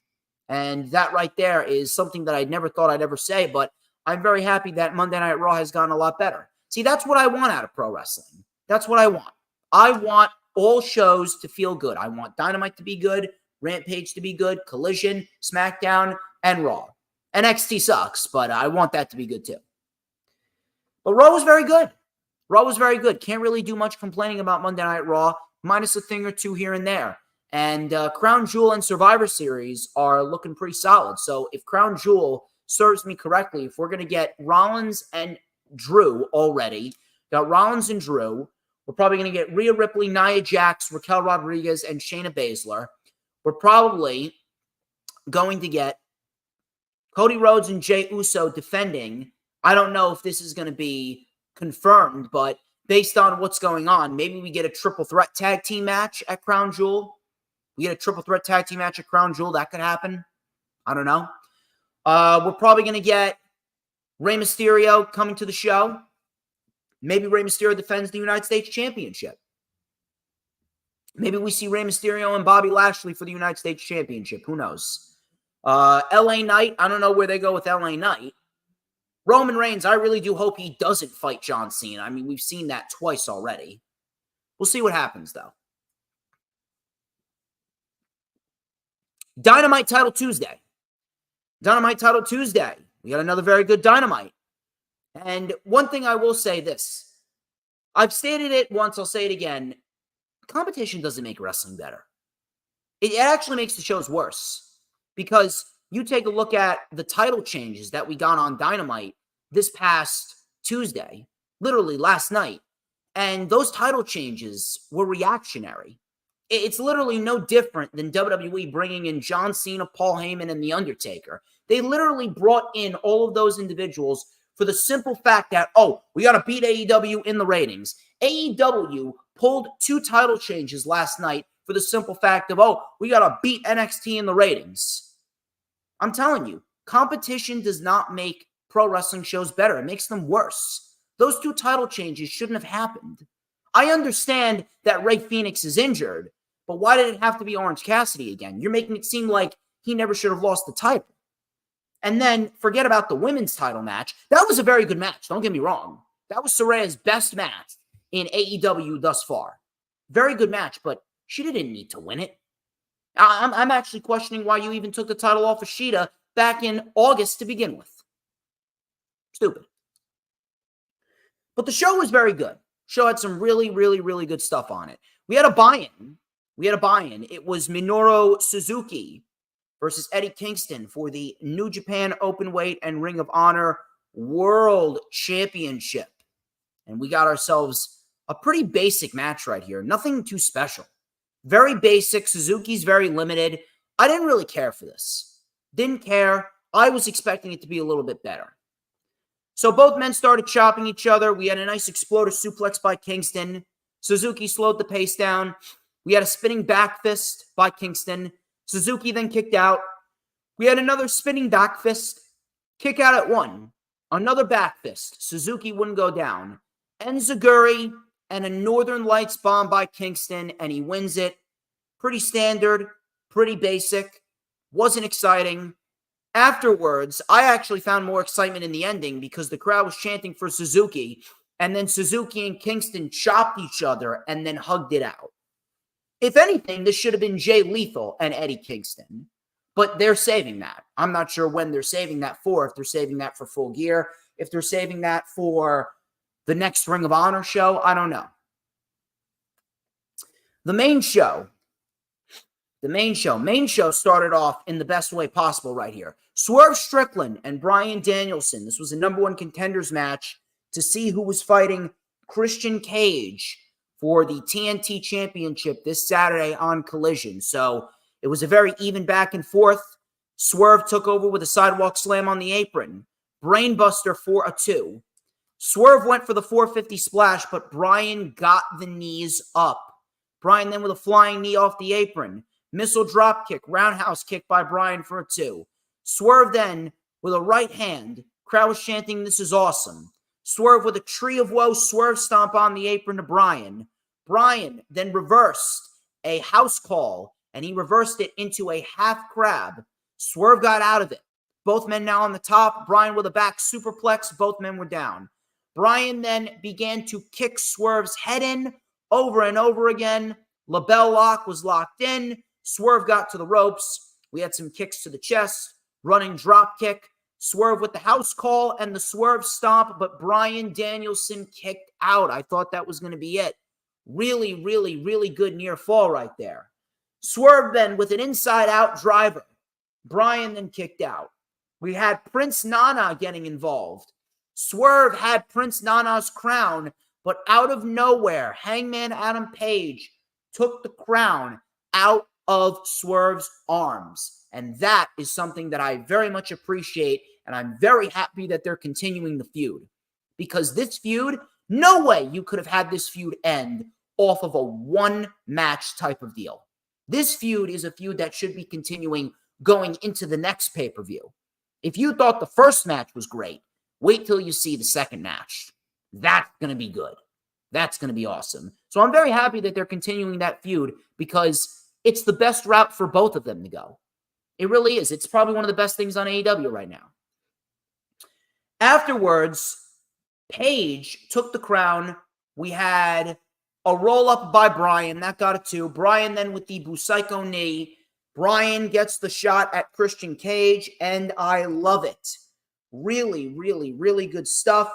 And Swerve Strickland and Hangman Adam Page, they are going to continue to do what they're doing, and we're going to get a damn good match whenever they have their next fight. Probably at Full Gear. Full Gear is looking like a damn good show as it is. Samoa Joe. He cut another great promo. I don't know where it's going, but I'm enjoying it. Powerhouse Hobbs. He took on Chris Jericho. Now, I was not expecting what we got, but Powerhouse Hobbs legitimately destroyed Chris Jericho. You want to make yourself look like a star? This is how you make yourself look like a star. This was a complete mugging of Jericho. And you know what? I don't have a single problem with it whatsoever. This was barely even competitive. Powerhouse Hobbs just hitting spine buster after spine buster after spine buster. The crowd was booing him. He was just relishing in his handiwork, and he pinned Jericho like it was nothing. This is exactly how Hobbs needs to be portrayed. This was great. Exactly how Hobbs needs to be portrayed going forward. 1 week a part of the Don Callis family, and Powerhouse Hobbs is already looking better than he did throughout the rest of his AEW run. This is how Powerhouse Hobbs should look. That was awesome. That was great. Oh, and by the way, I just want to point out, notice how AEW uses their young talent. You have Powerhouse Hobbs beating Jericho, and Luchasaurus put on a great match with Adam Copeland, and Luchasaurus is embroiled in a storyline with Christian Cage. Meanwhile, WWE, they neglect their young talent, and they have The Undertaker show up on NXT and chokeslam Braun Breaker. Is Breaker buried? No, but it didn't necessarily help his credibility. Adam Cole. Adam Cole was with Roderick Strong. Adam! Said Roderick Strong. So Adam Cole was mowing Roderick Strong's lawn, mowing his lawn while he was in a scooter for his broken ankle. No chance this is legit. I refuse to believe that this is legit. This is not legit. Adam Cole is working all of us. So Strong said that he doesn't have a TV because TV is the devil. He also gave Adam Cole a new t-shirt. He gave him a Neck Strong t-shirt. Strong then said, "Hold on, Adam. There is one more thing I need from you." What is that one more thing? We're about to see. We'll see next week. Rey Fenix and Orange Cassidy. This is for the AEW International Championship. Now, Jon Moxley, he was not medically cleared to compete. So instead, we got ourselves Orange Cassidy getting his rematch, and Orange Cassidy, he won this match pretty quickly. It only took him about 6 minutes, but he beats Rey Fenix. And Rey Fenix, after 3 weeks, loses the AEW International Championship, and Orange Cassidy is the first ever 2-time international champion. Really makes me think that Orange Cassidy should have never lost it to Jon Moxley to begin with, because then we wouldn't have gotten what we have gotten with Jon Moxley and Rey Fenix. But I guess it is what it is. So Orange Cassidy is the international champion now. If we're going to be looking down the barrel of Moxley and Cassidy Part 2, that I won't mind if we're looking at Moxley and Cassidy Part 2. But if we're going to get Moxley and Cassidy Part 2, we better see Orange Cassidy beat Jon Moxley. That needs to be the end. That needs to be the end, and Cassidy should finally get his win over Moxley, probably at Full Gear. But Full Gear is looking all right. We got Jay White, MJF, Orange Cassidy, Jon Moxley Part 2, Swerve Strickland, Hangman Adam Page Part 2, Ricky Starks and Big Bill potentially taking on the Young Bucks for the Tag Team Championship. We got Jericho and Sammy, hopefully. Or maybe we get Ibushi versus Takeshita. A lot of good stuff. A lot of good stuff, I will say. Wardlow, again, came out with a purpose. Absolutely demolished Matt Sydal. Crowd was chanting, Wardlow, Wardlow. Wardlow with 4 power bombs. The ref stopped the match, and he leaves through the crowd. I believe he also had MJF written on his wrist tape again. Now, I don't know what this means for Wardlow, but I mean, he's got to be MJF's next challenger after Full Gear, right? If anything, Wardlow's got to win the AEW World Championship title eliminator match, and he's got to be the one to fight MJF at Winter is Coming. Now, I'm not sure how much good that would do Wardlow, because if he beats MJF, then that would make him the biggest heel in the industry. But if anything, MJF shouldn't be losing that title until he surpasses 500 days, right? So, if we're going to be honest here, I think the best route to go is, if you're going to have Wardlow win the world title eliminator and fight MJF, You need to play up the storyline with MJF and Wardlow, and you need to play up that MJF is trying to make right on his wrongs. Because if anything, the best route for Wardlow would be to reunite the Pinnacle.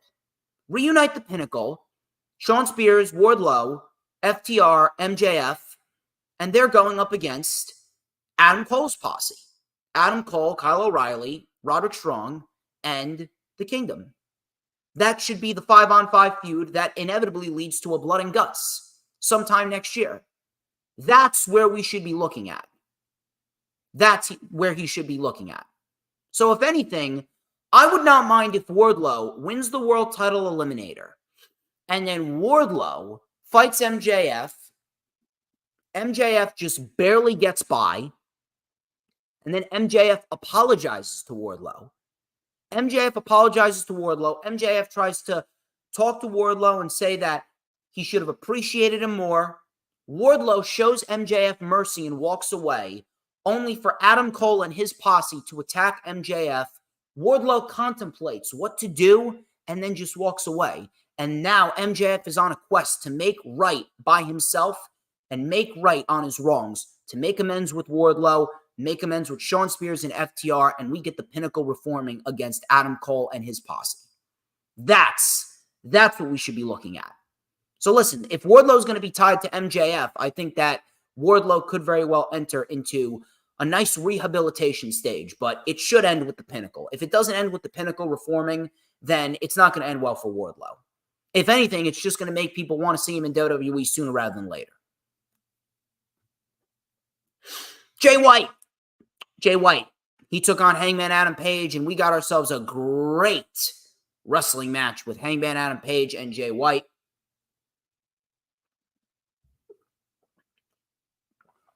So Jay White kept the pressure on Page. We had a Death Valley driver and a fallaway slam by Page, running shooting star press, pop-up powerbomb on the apron, pop-up powerbomb in the ring. We then had a necklock suplex into the buckle by Jay White. Both men were on the apron. We had a shin breaker on the apron. Coming out from commercial, both men were on the top. We had a fall-away moonsault slam by Page. Crowd was chanting, "This is awesome." We had a Uranage by Jay White. That got a 2. Rolling elbow by Page. While in a dragon screw, White delivered it. Both men went up top again. Page was then on the top buckle. He dropped White off the buckle, and White went face first off of the top buckle. Page then with the Orihara moonsault, White with a flatliner in the ring, and a German suplex for a 2. Sleeper suplex by Jay White, big lariat by Page, dead eye. Page couldn't make the cover immediately, and White was able to kick out. Prince Nana then came out. He caused a distraction, which allowed Jay White to roll up Hangman Adam Page for the win, and Jay White remains unbeaten heading into his world title match at Full Gear with MJF. And I'm very much liking the fact that Swerve and Page, they cost each other their respective matches. So I like that. MJF then came out. He was pissed. MJF was pissed. He goes, "Look at me, you son of a bitch." He goes, "You wanted the bright lights and the main event. You got it. Now give me back the Triple B." White then mocked MJF. He goes, "No, we don't want to hear from MJF. We want to hear from J.A. White." Crowd booed. Crowd was chanting, "Shut the F up." White then said, "No." MJF then said, "You know, I was once you. You will do whatever it takes to get what you want. But deep down, you could give less about anyone in that ring, and you're just using them." That's right out of the MJF playbook, said MJF. "I try to be a better man, and I hate it. But for the first time, I am looking in the mirror, and I am not slapping the reflection. And I have earned their respect." And he pointed to the fans. He goes, "I care about 2 things. My bro Adam Cole, who's injured, and that's my cross to bear. And then that title. You're not just holding that belt. That's my legacy. That makes you the best wrestler in the world. Jay White, I know how talented you are. and you will join the World Title Club one day, but that day is not today. Do what I've done and show some dignity, show some respect, and give me back what you have not yet earned. So Jay White then remains sarcastic, and he goes, you have to earn it.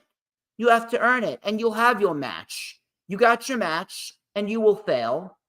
Or you can come down and take it from us, face us. You can get 3 people that can tolerate you, and you can try your luck against the Bang Bang Gang to get the Bang Bang belt back. Juice then said that there's a Dynamite Diamond Ring Battle Royal next week to see who's going to face you. He said that it's going to be him. Juice Robinson then brought out a roll of quarters. And if you remember, they throw the bullies back in the day. Threw rolls of quarters at MJF, and they screamed at him to pick it up. So MJF was not happy. So MJF threatened to end Juice's life. He then walked away while White said, we got 2 words for you, guns up. I don't know about you, but MJF, he is killing it right now as a babyface. I don't even believe those words are coming out of my mouth. I don't believe how well MJF is doing as a babyface. It's quite shocking if you ask me. Never in my wildest dreams would I've ever imagined this. Really, really, really good stuff on MJF's part. Really, really, really good stuff. This was actually better than the first promo between Jay White and MJF. The heat is now really starting to develop. And MJF, he is doing a brilliant job making Jay White and Bullet Club Gold into even better heels than they already are. I'm loving this. It's fantastic. Absolutely fantastic. I'll tell you what else was fantastic. Saraya and Hikaru Shida, they worked very well together. This was for the AEW Women's World Championship here on Title Tuesday. So, Shida was in early control. Shida with a torture rack toss. We had a running knee to the head. Ruby Soho then tried to interfere, and she ended up getting spray painted in the face. Timeless Tony Storm came out with a shoe and attacked Ruby Soho with it, and they left through the crowd.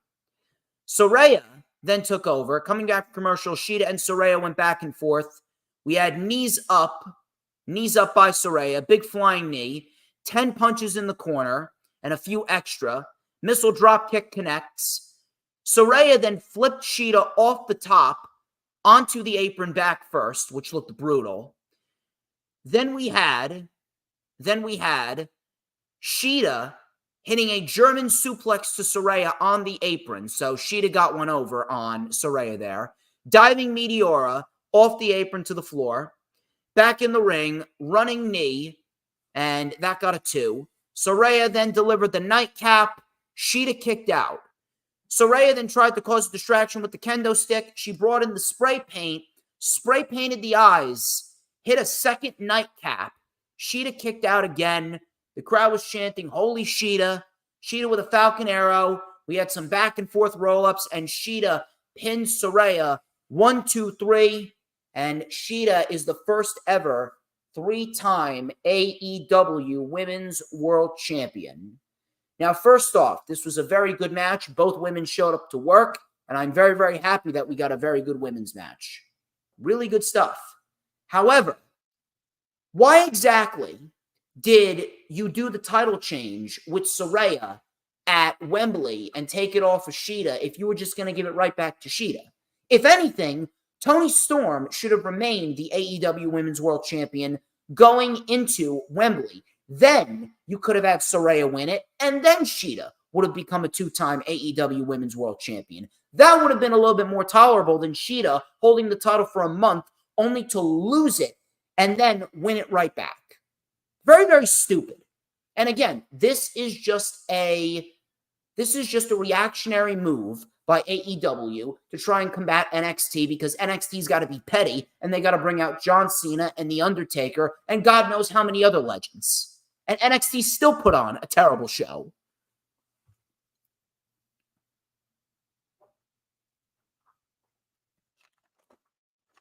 It is what it is. But here's what I am going to say. If you guys, AEW is now giving Shida the title back, you better invest long-term in her. I don't want to hear about Shida losing the championship at any point in time other than Revolution next year. What should happen is Mercedes Moné should come in. She should feud with Saraya because Saraya does not need the championship to feud with Mercedes. So Mercedes beats Saraya. Mercedes gets a couple of wins behind her, and we get Shida versus Mercedes at Revolution next year. And that is when Mercedes Moné wins the AEW Women's World Championship. That is when we get ourselves a great women's wrestling match between Shida, who is one of the best women's wrestlers in the world, and Mercedes Moné, who will go down as one of the greatest of all time. That's how things should play out. The main event. It was supposed to be Luchasaurus and Adam Copeland. Christian Cage then had his moment to speak on the mic. Christian Cage says that he doesn't need any help getting his wins. He left Adam Copeland in shock last week. He said that you tried to be your group's leader. I am not their leader. I am their father. Father of the year, Christian Cage. Christian then said, where was this sediment when you were getting pushed to the moon back in the day and I was being held back?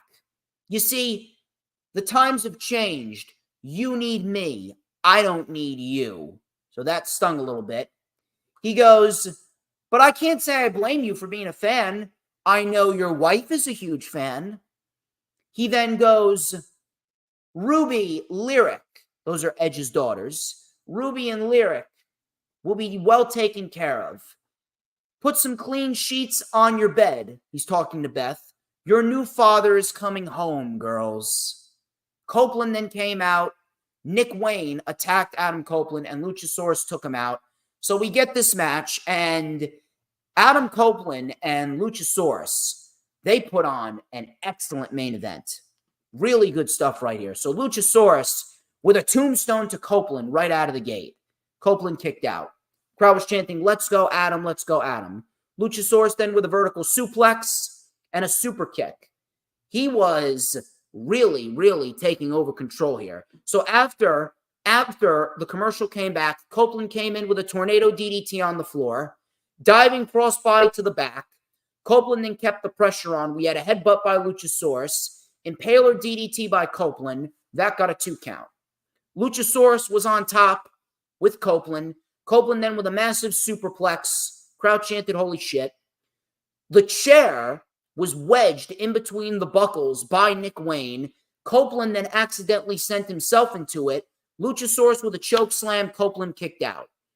We had a 6-pack driver, which is pretty much the Edge-O-Matic, on the apron. Copeland then launched himself off of the apron, off of the steel steps, with a spear on Luchasaurus, which looked great.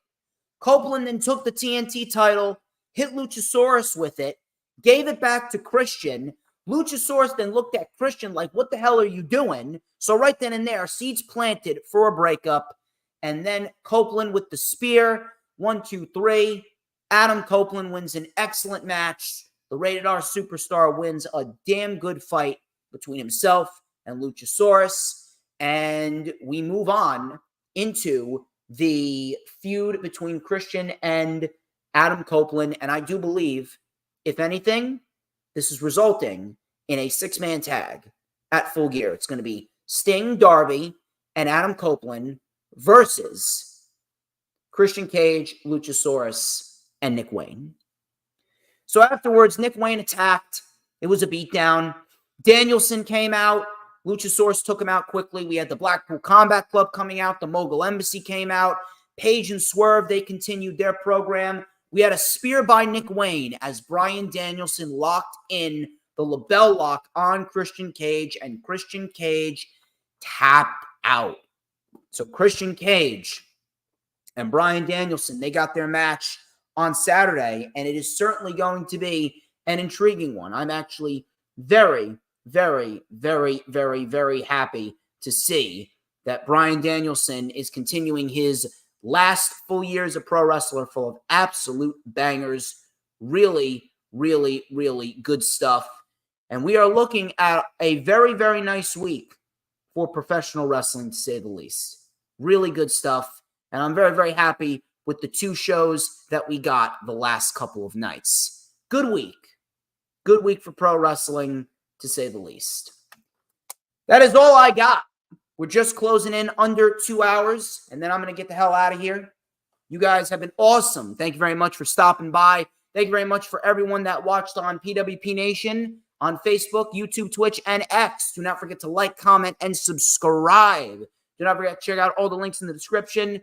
I'll be back on Saturday with World of Wrestling with Jay Aletto, and I'm going to absolutely school Jay Aletto. You know, he may be the new GTS legendary heavyweight champion, but when it comes to DJ Storms, you already know the drill, people. I'm DJ Storms. This has been the Lightning Flash Update, and you already know who runs the IWC, with everybody saying who but DJ Storms. And don't any of you ever forget it. Cause we want retribution. Oh yeah, we want retribution. Oh yeah, we want retribution.